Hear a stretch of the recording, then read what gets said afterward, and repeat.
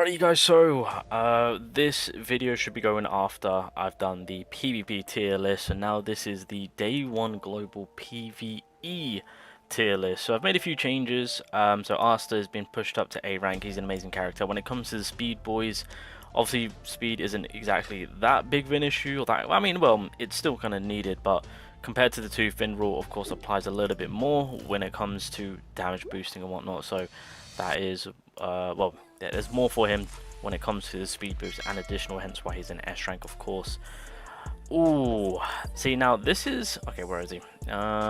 Where's Grant? Oh, there we go. Gifso. So in all honesty, I think I'm gonna put Gifso in A rank. Reason being is for boss units, he is an amazing support character to buff you up and to allow you to do more damage. So I'm actually gonna put him in A rank for that.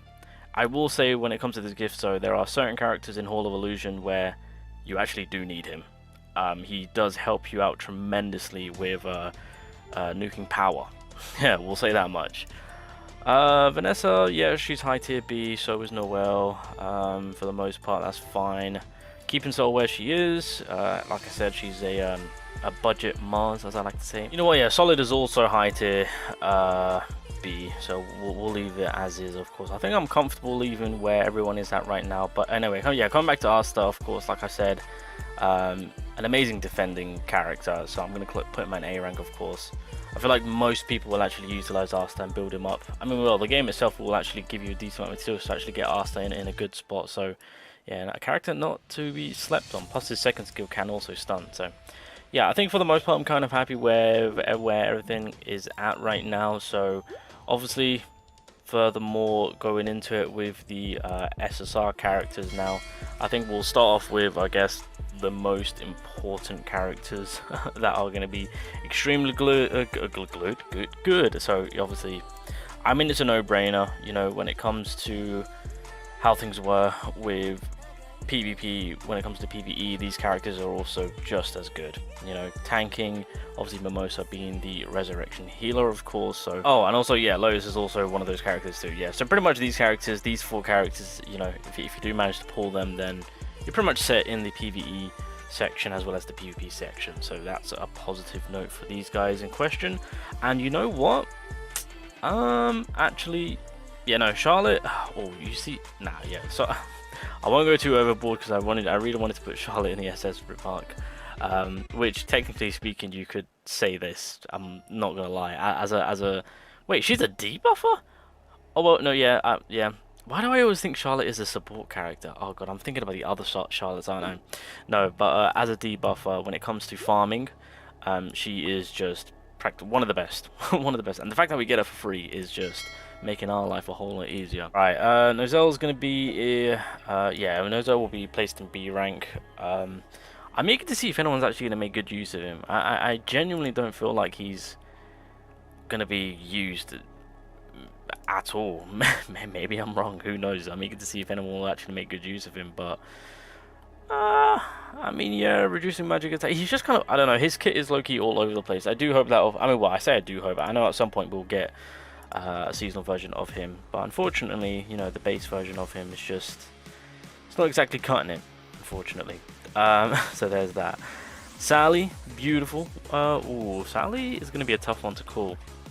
But I feel like with where global is at right now, because I gotta remember this is day 1 global tier list, so we'll put Sally in A tier. I think that's very suitable for her. Again, the key function of her is essentially to buff up your attackers, allowing them to do a lot more damage, of course. So that's that's pretty much the basis of Sally right now. So for the time being, again, being day 1 global, I mean, realistically, nuking doesn't really come into effect up until season 2. Once obviously the nuking characters being, you know, gosh, like the support nuking characters, when they all start rolling in, then you can really start pushing out some big numbers. But yeah, regardless, yeah, no, Sally's also a perfect support character to help you out in that department.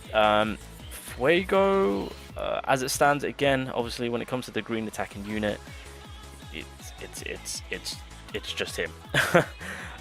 Again, still does decent damage, so I'll class him as an A rank. We'll leave him there. It's pretty suitable for him, so can't complain on that one. Leopold, again, in the PvE section, I still do believe that he's still gonna unfortunately be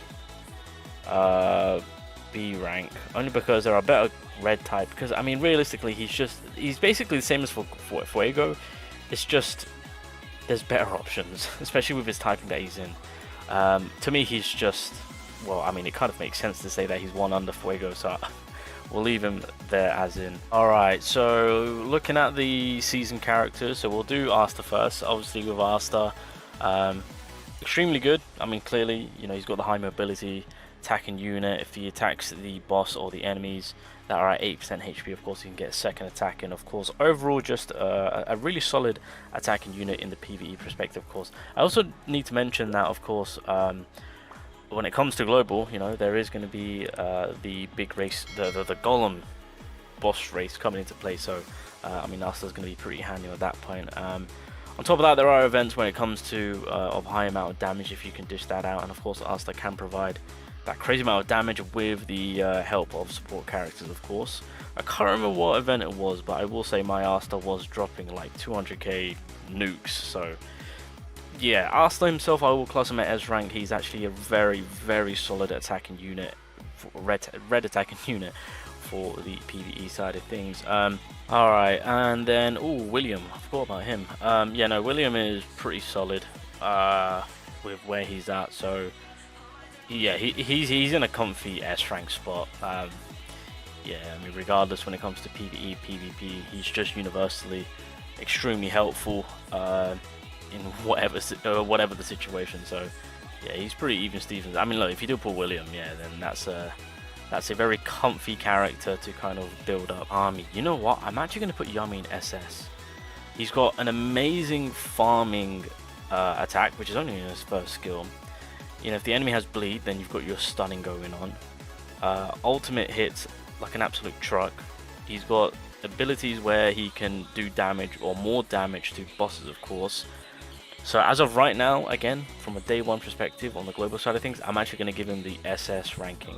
And then of course over time he will drop to S rank. Again, you can fight your case to be like maybe S plus at most, but I'm actually going to give him the SS mark. Yami is actually really good in an overall perspective with the damage you can dish out in an AoE manner, which makes farming 10 times or 50 times more easier.